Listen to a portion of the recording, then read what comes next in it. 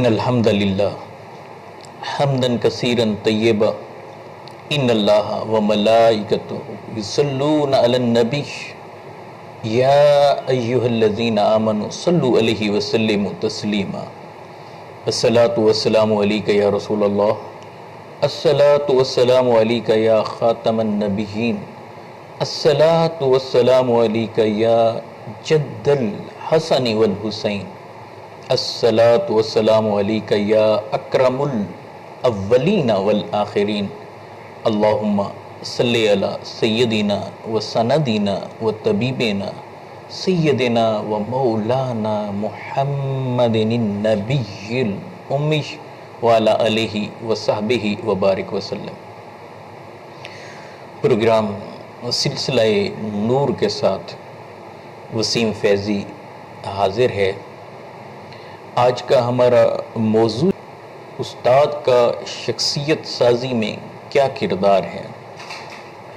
پیغمبر اعظم و اکرم صلی اللہ علیہ وآلہ وسلم نے اپنا تعارف جو کروایا ہے، آقا علیہ الصلوۃ والسلام نے باوجود یہ کہ آپ پیغمبر ہیں، آپ نبی ہیں، آپ رسول ہیں، امام المرسلین ہیں، امام الانبیاء ہیں، اللہ کے محبوب ہیں، اللہ نے ان کی خاطر اس ساری کائنات کو بنایا ہے، اس بزم کو اللہ نے میرے آقا و مولا محمد رسول اللہ صلی اللہ علیہ وآلہ وسلم کے لیے ہی تو بنایا ہے، اور سب کچھ عطا کر دیا، معجزات کے انبار، انگلی اٹھائیں تو چاند کے سینے کو چیر دیں، ڈوبے سورج کو لوٹا دیں،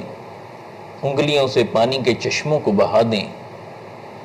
کیا کچھ ہے کہ جو آقا علیہ الصلوۃ والسلام کو عطا نہیں کیا، مگر جب ختمی مرتبہ علیہ الصلوۃ والسلام اپنا تعارف کرواتے ہیں، اعزاز کے ساتھ جس بات کا تذکرہ کرتے ہیں تو فرماتے ہیں انما بعثت معلما۔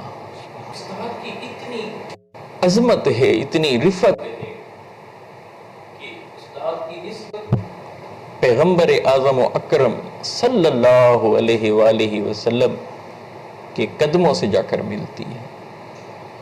تو آپ اندازہ کیجئے کہ استاد کا مقام اور مرتبہ کیا ہوگا۔ اس لیے ہے کہ اس نے آنے والی نسلوں کو تیار کرنا ہے، یہ اس لیے ہے کہ اس نے نسلوں کو سنوارنا ہے، یہ اس لیے ہے کہ اس نے آنے والی نسلوں کو بنانا ہے، کہ استاد کے سامنے پھر خالی سانچے ہوتے ہیں، وہ ان کے اندر ایسا رنگ بھرتا ہے کہ جس کے نتیجے کے اندر پھر یا تو کائناتیں بگڑ جاتی ہیں یا پھر بن سنور جاتی ہیں۔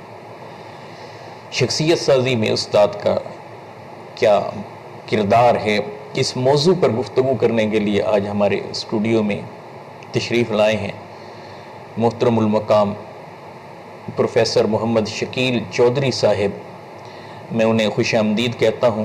السلام علیکم ورحمۃ اللہ وبرکاتہ۔ سر مزاج کیسے ہیں آپ؟ ٹھیک ہیں؟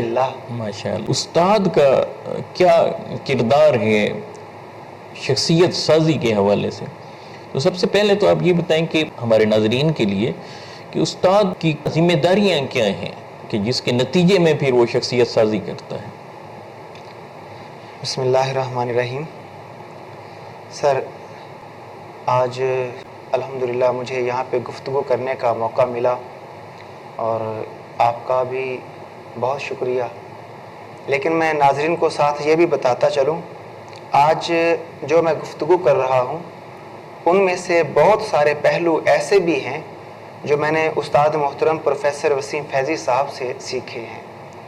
تو مجھے یہ بات کہتے ہوئے فخر محسوس ہو رہا ہے کہ ان سے سیکھنے کے بعد آج میں یہاں پہ بیان کر رہا ہوں۔ سر استاد کا جو مقام ہے اس کو تو یقیناً جھٹلایا نہیں جا سکتا، پھر جتنا بڑا اس کا مقام و مرتبہ ہے اسی لحاظ سے پھر اس کی ذمہ داریاں بھی بہت زیادہ ہیں۔ صحیح۔ کسی بھی ادارے کو سر لے لیں، چاہے وہ دینی مدارس سے ہو یا جسے ہم سو کارڈ دنیاوی تعلیم کہتے ہیں، جسے ہم مطلب کوئی اسکول ہو، کالج ہو یا کسی مدرسے کا استاد سر استاد ہوتا ہے ہر جگہ پہ. صحیح ہے. یہ الگ بات ہے کہ کچھ لوگ استاد کے پیشے سے منسلک ہونے کے بعد استاد کی ذمہ داریاں پوری کرتے ہیں، کچھ نہیں کرتے. صحیح ہے. تو آپ کا جو کوسچن تھا وہ میرا خیال اسی لحاظ سے ہے کہ سر صرف لیکچر پڑھا دینا کالج کے اندر، پیریڈ اپنا ٹائم جو ہے وہ پورا کر لینا اسکول کے اندر، یہ صرف استاد کی ذمہ داری میں شامل نہیں ہے. وہ جو سفید تختی آپ کے سامنے آ کے بیٹھتی ہے اس کے اوپر سر کچھ رقم کرنا ہوتا ہے. یہ اب استاد پہ ڈیپینڈ کرتا ہے کہ وہ کیا رقم کرے گا، کیا لکھے گا اس کے اوپر. صحیح ہے. اگر استاد اتنی قابلیت کا حامل ہو کہ اس کی تختی پہ اگر پہلے بھی کچھ لکھا ہوا ہے اور وہ محسوس کرے کہ وہ ٹھیک نہیں لکھا ہوا، صحیح ہے، اس بچے کی عادات و اطوار ایسی ہیں جو سوسائٹی کے لیے انفٹ ہیں، تو استاد کو اس قابل ہونا چاہیے کہ وہ والی جتنی بھی سطور وہاں پہ لکھی ہوئی ہیں، مین اس کی جو پہلے والی عادات و اطوار ہیں اس کو وہ ختم کرے اور پھر اس کی ایسی تربیت کرے کہ وہ سوسائٹی کا ایک کامیاب انسان بن سکے.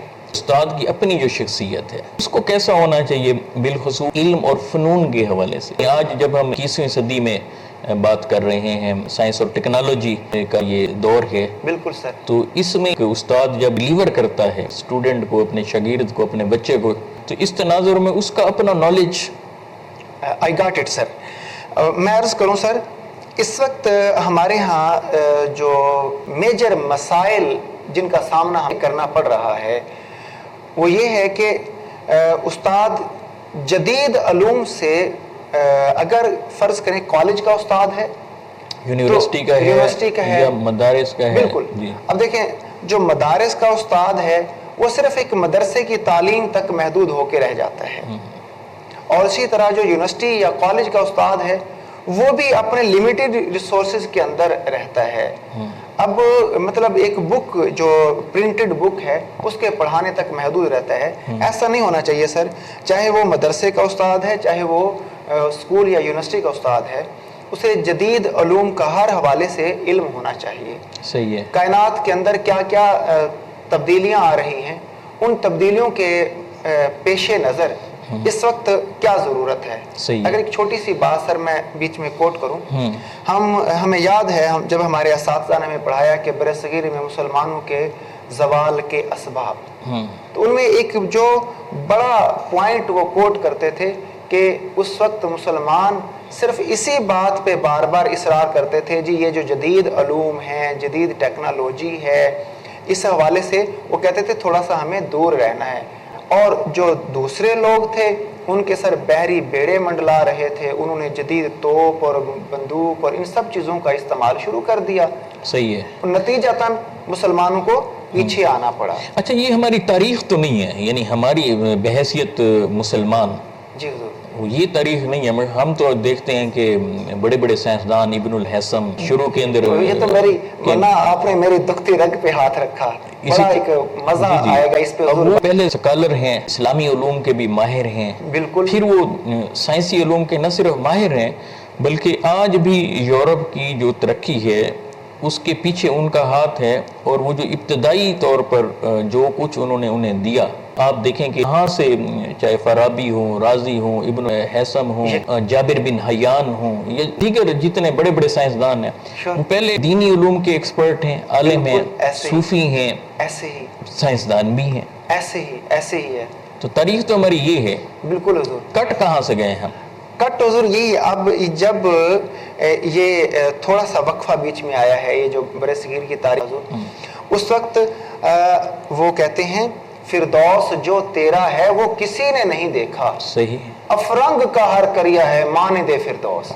اپنی جنت کا تو ہمیں پتہ ہی نہیں. اب یہ جتنے بھی حضور سائنسی علوم کے اندر ریسرچ اور مطلب ٹیکنالوجی میں ایڈوانسمنٹ آئی ہے, یہ مسلمانوں کی مطلب اس کی جو بیس ہے منت ہے, بالکل ان کے مرہون منت ہے. میں آپ کو ایک اور چیز بتاؤں سر, سائنس کے اندر اس سے پہلے, مسلمانوں سے پہلے جو ورک تھا وہ صرف تھیوریٹیکل ورک تھا. صحیح ہے, صرف تھیوری کی باتیں تھی, فلسفے کی باتیں تھی. سب سے پہلے جو ورک کیا وہ مسلمان سائنٹسٹ نے کیا. صحیح ہے, اور ان میں جابر بن حیان رحمۃ اللہ علیہ, ان کا نام سر فہرست آتا ہے. صحیح ہے, انہوں نے باقاعدہ طور پہ پریکٹیکل ورک انٹروڈیوس کروایا.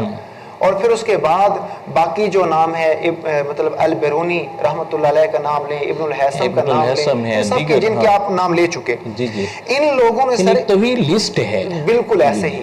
اب ہمارے لیے افسوس کا لمحہ یہ ہے سر, ہمارے میجارٹی اساتذہ کو بھی ان کے بارے میں پتہ ہی نہیں ہے, اور وہ بھی یہی سمجھتے ہیں کہ اس وقت جو ایڈوانسمنٹ ہے یہ شاید یورپ کی طرف سے آ رہی ہے. ایسا نہیں ہے. یہ میجارٹی تو نہیں ہے جی حضور, اساتذہ میں میجارٹی تو ایسی نہیں ہے, لیکن قلیل تعداد میں آٹے میں نمک کے یہ سوچ موجود ہے کہ یہ سارا یورپ سے شاید ہمیں مل رہا ہے. یقیناً حضور. اب میں عرض کروں, وہ چھوٹی تعداد ہے, آخر پھر بھی اثر انداز ہوتی ہے, اثر انداز ہوتی ہے. اب وہ ان لوگوں نے حضور, یہ جو مسلمان سائنٹسٹ تھے, انہوں نے بیس پرووائڈ کی تھی. یہ جنہیں ہم اس وقت یورپ یا جو بھی ان کے وہاں کے لوگ مغرب کے جو مغربی لوگ, ریالٹی یہ ہے حضور بھیک مانگنے آئے تھے. اس کے بعد ہمارے مسلمان جو تھے ان کے اندر پھوٹ پڑی, انہوں نے ورک وہ سٹاپ کر دیا. ان لوگوں نے یہاں سے سب کچھ چرایا اور وہاں پہ جا کے کام شروع کر دیا. اب ان کا نیم فیم ہے جو بیس پرووائڈ کرنے والے تھے. ہم شاید یہی سمجھتے رہے کہ یہ مغربی تہذیب ہے, اس سے دور رہنا چاہیے, مغربی تہذیب ہے, اس سے دور رہنا چاہیے. مطلب یہ ایک سوچ ہمارے اندر ڈال دی گئی. اور ہمارے مغرب کے جو منصف مزاج لوگ ہیں جی حضور, وہ بھی اس کا اعتراف کرتے ہیں. بعض مستشرق جو ہیں وہ بھی اس چیز کا اعتراف کرتے ہیں. اچھا استاد ہوتا ہے جی حضور, وہ علوم سے لبریز ہوتا ہے. وہ سائنسی بھی ہوں گے, سماجی علوم بھی ہوں گے, معاشی بھی ہوں گے, معاشرتی علوم بھی ہوں گے, مذہبی علوم بھی ہوں گے, روحانی علوم بھی ہوں گے, مابعد طبیعیاتی علوم وہ بھی ہوں گے, طبی بھی ہوں گے, فزکس بھی ہوگی, میٹا فزکس بھی ہوگی, کیمسٹری بھی ہوگی, اسٹرانومی بھی ہوگی, زولوجی بھی ہوگی, بوٹنی بھی ہوگی, ریلیجیسلی علوم, صرف, نحو, گرامر. المختصر استاد کو علم سے خود مالا مال ہونا چاہیے. تو یہاں دیکھیں, چاہے وہ مدارس ہیں, چاہے وہ اسکول ہیں, کالجز ہیں, چاہے وہ یونیورسٹی ہے, آپ جس بھی زاویے سے دیکھیں, ایک ہمیں یہ نظر آتا ہے کہ استاد صرف روٹین میں کتاب کو پڑھا دیا, وہ کورس کور کرنے میں شاید لگا رہتا ہے. صرف کتاب علم کو وہ دے رہا ہے, لیکن اس حکمت کو, اس وزڈم کو, اس دانائی کو شاید اگنور کر دیا ہے جس کی سب سے زیادہ ضرورت تھی. وہ کہ ہمیں نظر نہیں آتی. کوئی بات اگر سکھانی ہے, مثلا اگر انہوں نے کہنا ہے کہ آپ قرآن مجید پڑھیں, تو وہ یہ کہتے ہیں کہ قرآن مجید پڑھیں یا نماز پڑھا کریں یا بڑوں کی خدمت کیا کریں, ان کا احترام کیا کریں, سرسری.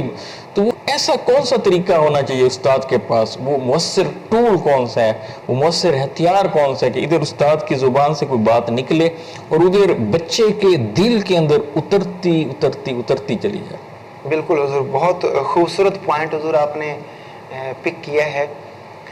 اس کی طرف میں آپ کو دو خوبصورت ایگزامپل دینے کے لیے آؤں گا, لیکن اس سے پہلے ایک اور بات ابھی جو آپ نے فرمائی کہ واقعی ٹیچر کو ہر طرح کے علوم سے لبریز ہونا چاہیے. صحیح ہے. اس سلسلے میں ایک خوبصورت کوٹیشن مجھے یاد آ رہی. واصف علی واصف رحمۃ اللہ علیہ, یہ صوفی بزرگ گزرے ہیں, مزار شریف ان کا لاہور میں ہے. تو وہ فرماتے ہیں اپنے بچوں کو جدید علوم سکھائیں تاکہ وہ رزق حلال کما سکیں. اپنے بچوں کو دینی علوم سکھائیں تاکہ وہ گمراہ نہ ہو سکے. دونوں چیزوں کو ساتھ لے کے چلنا چاہیے. تو استاد کو بھی ایسا ہونا چاہیے کہ وہ ہر طرح سے بچے کی تربیت کر سکے, دینی لحاظ سے بھی اور جو جدید علوم ہے اس لحاظ سے بھی بچے کے اندر شوق پیدا کر سکے. اچھا, وہ نقطہ استاد تو روٹین میں بات کہتا ہے. جی حضور, وہ ایسا کیا طریقہ اختیار کرے کہ جو بچے کے قلب میں جا کر بات اتر جائے. آپ نے حضور وزڈم کا یہ لفظ جو یوز کیا بہت خوبصورت لفظ ہے وزڈم. ویسے بھی وہ جو وَيُعَلِّمُهُمُ الْكِتَابَ وَالْحِكْمَةَ، نبی اکرم صلی اللہ علیہ وآلہ وسلم کی تشریف آوری کے بنیادی 4 چیزیں قرآن مجید نے بیان کی ہیں. یتلو علیہم آیاتہ ویزکیہم ویعلمہم الکتاب والحکمہ. ایک تو یعنی کہ پہلی چیز یہ آ گئی کہ تلاوت یعنی ریڈنگ اس سے لے لیں کہ بک ریڈنگ اہم ہے. جی حضور. لیکن اس کے ساتھ تزکیہ نفس، دل کی صفائی، باطنی علوم، یہ تصوف کا پورا مضمون اس کے اندر سمٹا ہوا ہے. ایسے اور صفائی باطن جسے ہم کہتے ہیں، مطلب استاد کا کام صرف یہ نہیں ہے کہ وہ ظاہری طور پر ظاہری علوم دے، بلکہ اس کے باطن کو صفا کرے. پھر اس کے بعد وَيُعَلِّمُهُمُ الْكِتَاب کے اندر پریکٹیکل ہے، بالکل. والحکمہ کے اندر جاتی ہے دانائی اور وزڈم والی. جی میں حضور اس کو 2 ایگزامپل دے کے سمجھانے کی کوشش کروں گا. دیکھیے امام حسن حسین رضی اللہ تعالی زادے ہیں، دونوں موجود ہیں. امام حسن علیہ السلام اور امام حسین امام علیہ حسین السلام. جی انہوں نے دیکھا ایک بزرگ وضو کر رہے ہیں. صحیح ہے. اب انہوں نے آبزرو کیا کہ وہ جو بزرگ ہے وضو کرنے کا طریقہ ان کا ٹھیک نہیں تھا. صحیح ہے. اب انہوں نے ایسے نہیں کہا کہ بابا جی آپ کا وضو ٹھیک نہیں ہے یا آپ کا وضو نہیں ہوا، بلکہ انہوں نے جا کے بڑے مؤدبانہ انداز میں کہا بابا جی آپ ہم سے بڑے ہیں، ہم دونوں چھوٹے ہیں، ہم وضو کریں گے اور آپ آبزرو کریں، دیکھیں ہم میں سے وضو ٹھیک کس کا ہے. اب یقیناً وہ تو شہزادے اچھی طرح سے جانتے تھے اور انہوں نے ٹھیک ہی وضو کرنا تھا. دونوں نے جب بالکل ایک طریقے سے وضو کیا تو بابا جی سمجھ گئے کہ غلطی کہاں ہے. کہنے لگے بیٹے آپ کا وضو ٹھیک ہے، غلطی میرے وضو میرے اندر. یہ ان کا ایک انداز ہے. یعنی یہاں سے تو یہ نقطہ اخذ ہوا میں جو عملی طور پر بھی پریکٹیکلی بھی کسی کو اگر سمجھانا ہو تو وہ انداز یہ اختیار کرنا چاہیے، حکمت بھرا. اور ایک اور حضور امام احمد بن حنبل رحمۃ اللہ علیہ، ان کا ایک خوبصورت واقعہ ان کے شاگرد کا اگر ہم یہاں پہ کوٹ کریں، وہاں سے ایک خوبصورت حکمت و دانائی کے پہلو ہمیں نظر آئیں گے. صحیح. آپ امام احمد بن حنبل رحمۃ اللہ علیہ، آپ کو پتہ چلا کہ آپ کے ایک شاگرد ہیں جو ہر رات پورا قرآن پاک ختم کرتے، روزانہ رات کو قرآن پاک ختم کرتے. آپ نے اس اپنے شاگرد کو بلا بھیجا. وہ جب حاضر ہوئے تو آپ نے پوچھا ان سے کہ بیٹے کیا ایسا ہے کہ آپ ڈیلی قرآن پاک پورا ختم کرتے ہو؟ کہ حضور ایسا ہی ہے. ایکچولی کچھ سکھانا چاہ رہے تھے لیکن ڈائریکٹلی ایسا نہیں کہا کہ بیٹے تھوڑا پڑھا کرو یا ٹھہر کے، اصل مقصود تو کچھ اور تھا، سمجھ کر پڑھنا. جی بالکل ایسے. آپ نے انہیں حکم دیا کہ آج آپ قرآن پاک ایسے پڑھیں گے جیسے میں آپ کے سامنے بیٹھا ہوں اور آپ مجھے سنا رہے ہیں. شاگرد صاحب ذرا وہ شاگرد بھی تو کیسا عظیم تھا، بالکل کہا حضور میں اس کی فرما برداری کروں گا. اب رات کو بیٹھے اور بالکل دھیان یوں جمایا کہ سامنے ان کے استاد محترم شیخ امام احمد بن حنبل رحمۃ اللہ علیہ موجود ہیں. تو جب پڑھنا شروع کیا ظاہر خیال وہ تھا کہ استاد محترم سامنے ہیں. فرق پڑا جب صبح ہوئی تو پوچھا بیٹا کتنا پڑھا؟ حضور میں مشکل 10 پارے پڑھ سکا ہوں. تو کہا اچھا آج رات یہ تصور جمانا جیسے آپ نبی کریم آقا علیہ السلام کے سامنے موجود ہیں اور آپ کریم آقا صلی اللہ علیہ وسلم کو قرآن پاک سنا رہے ہیں. صاحب ظاہر ہے جب اس رات انہوں نے بیٹھنا تھا وہ اہتمام، وہ ادب اور ایک جو تھا مقام و مرتبہ اس کا لحاظ رکھتے ہوئے بیٹھے. مشکل سے ایک پارا بھی شاید پورا نہ ہو سکا. اب جب شاگرد نے یہ بات بتائی جا کے، اگلے دن امام احمد بن حنبل رحمۃ اللہ علیہ فرماتے ہیں بیٹے آج قرآن پاک تو نے ایسے پڑھنا ہے جیسے کریم رب کی بارگاہ میں آپ موجود ہیں اور اللہ کریم کو آپ قرآن پاک سنا رہے ہیں. حضور جب اگلے دن شاگرد رشید حاضر ہوئے تو امام احمد بن حنبل رحمۃ اللہ علیہ نے پوچھا سناؤ بیٹے کیا گزری؟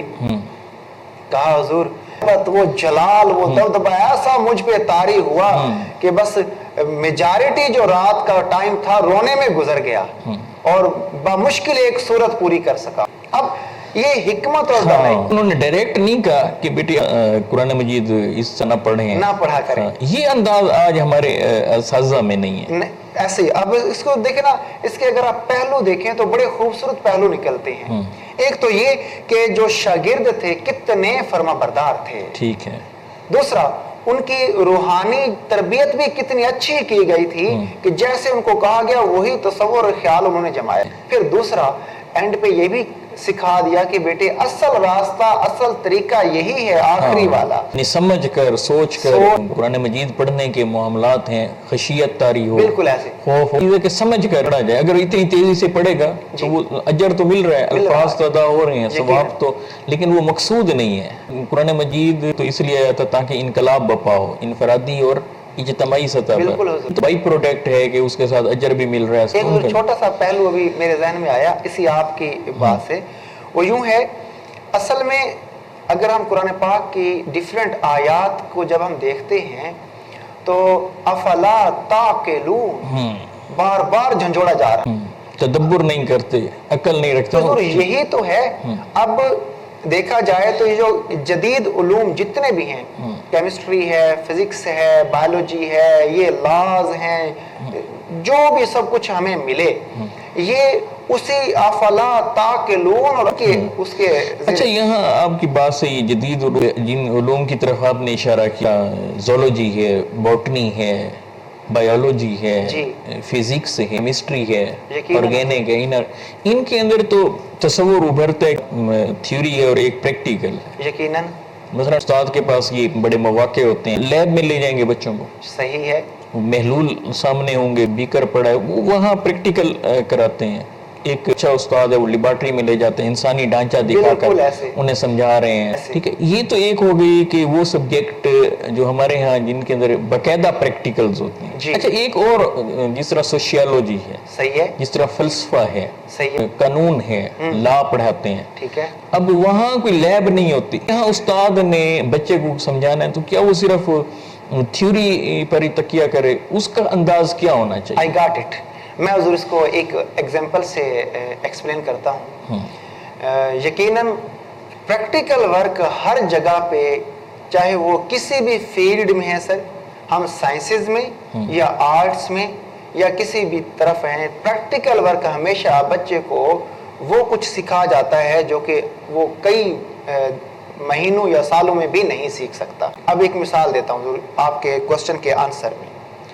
قانون کی کلاس ہے، مطلب لا کی کلاس چل رہی ہے، ٹیچر انٹر ہوتا ہے، اسٹوڈنٹس پہلے سے وہاں موجود تھے، کلاس میں آتے ہی انہوں نے ایک اسٹوڈنٹ کو کھڑا کیا اور اس کے بعد ان کی اچھی خاصی انسلٹ کی اور اس کے بعد کہا آپ get out from the classroom.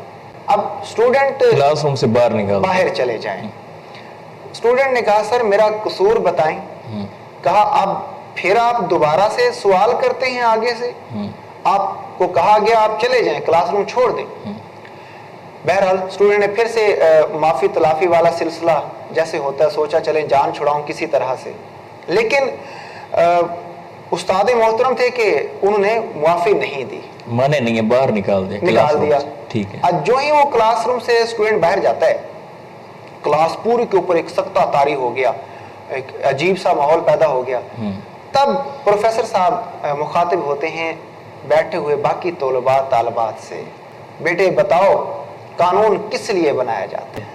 اب اس میں باری باری مختلف طلباء نے ہاتھ کھڑے کیے، ہر کسی نے اپنا اپنا جواب دیا، مختلف جوابات تھے. کسی نے کہا جی لوگوں کو سہولت دینے کے لیے، کسی نے کہا جی لوگوں کو پروٹیکشن دینے کے لیے، وغیرہ وغیرہ. ان میں سے ایک بچے نے کہا کہ سر قانون اس لیے ہوتا ہے کہ عدل کا انصاف قائم ہو سکے. جو ہی یہ جواب آنا تھا پروفیسر صاحب کے چہرے پہ ایک مسکراہٹ چھا گئی. بیٹے اصل جواب یہی ہے، قانون انصاف کے لیے ہوتا ہے، لیکن لوگوں کو انصاف مل سکے.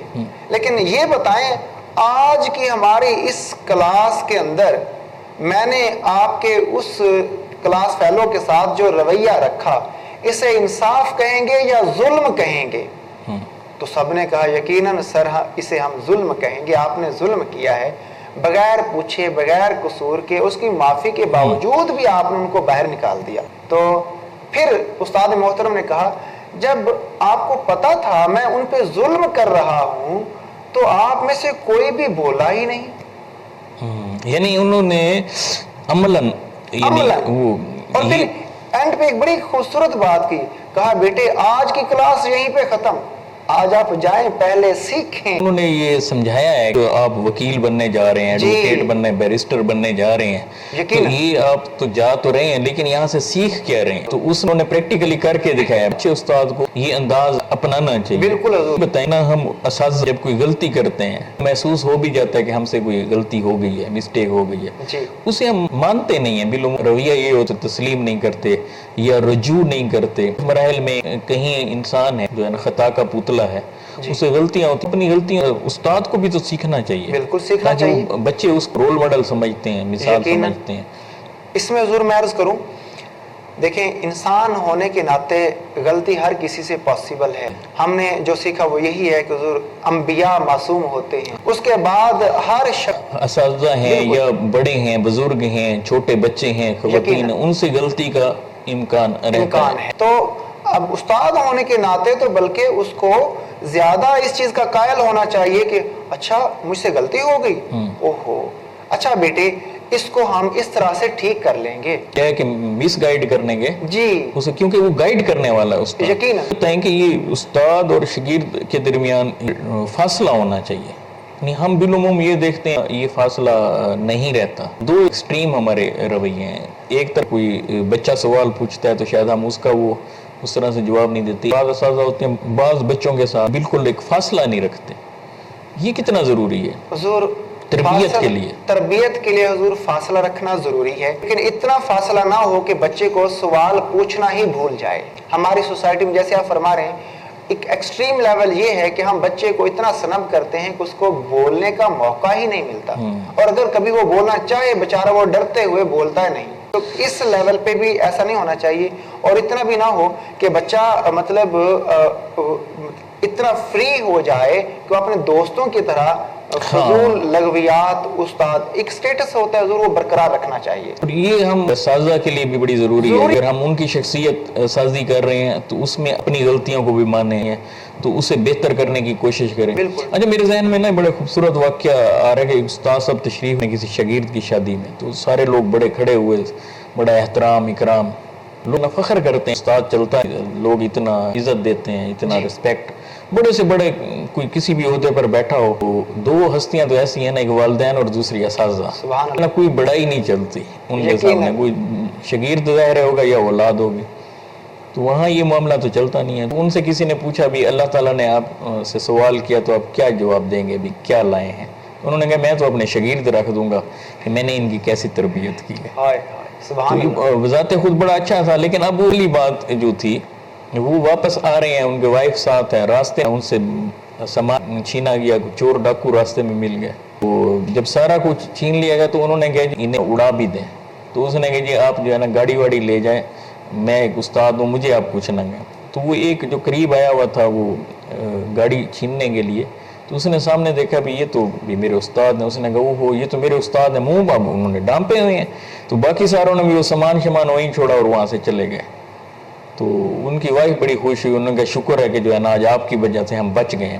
لیکن استاد صاحب جو ہے نا وہاں رونے بیٹھ گئے. تو بیوی پوچھتی یہ رونے کا مقام تو نہیں ہے, ہم تو آپ کی وجہ سے آج بچ گئے ہیں. اس نے کہا کہ میں تو اس بات پہ نہیں رو رہا, میں اس بات پہ رو رہا ہوں, میں تو یہ سوچتا رہا میرے تربیت یافتہ یہ کس مقام پر ہوں گے, لیکن آج مجھے محسوس ہو رہا ہے میرے ہی شاگرد باز جو ہے نا چور بن گئے ہیں, ڈاکو بن گئے. ایسا کیوں ہوا ہے؟ یعنی کہیں ہم میں خامی ہے, ہم ڈیلیور نہیں کر سکے یا بچوں کی اس طرح سے تربیت نہیں کر سکے. یہ چیز بھی ایک ہے کہ جس کی طرف ہم دھیان دینا چاہیے. تربیت جب ہم بچوں کی کر رہے ہیں, یعنی ایک انگلی اگر ادھر جا رہی ہے تو تین پیر. حدیث پاک ہے, کریم آقا صلی اللہ علیہ وسلم کا فرمان ہے.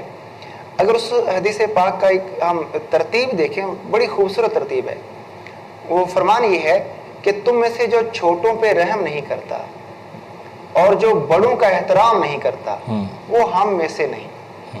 اب آخری لفظ تو تھوڑا سخت ہے, لیکن جو پہلی ترتیب چیک کرے, پہلے یہ چھوٹوں پہ رحم نہیں کرتا, پھر حکم ہے وہ جو چھوٹوں میں سے بڑوں کا احترام نہیں کرتا. ہم اپنی طرف نہیں دیکھ، پہلے چھوٹوں پہ لپکتے ہیں.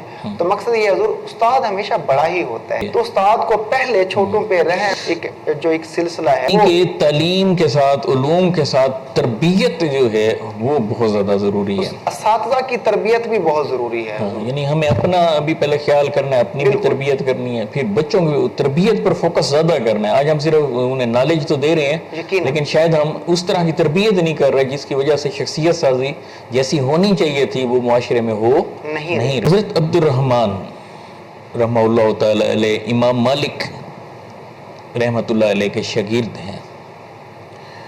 وہ فرماتے ہیں کہ میں 20 سال امام مالک رحمۃ اللہ علیہ کے ہاں رہا، علم سیکھنے کے لیے گیا تھا.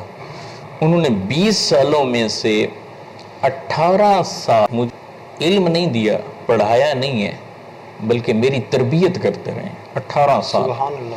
جب 18 سال تک وہ تربیت کرتے رہے، اپنی صحبت میں انہوں نے رکھا، اور پھر آخری جو 2 سال تھے اس میں انہوں نے مجھے علم دیا. 2 سال علم کے اور 18 سال تربیت کے.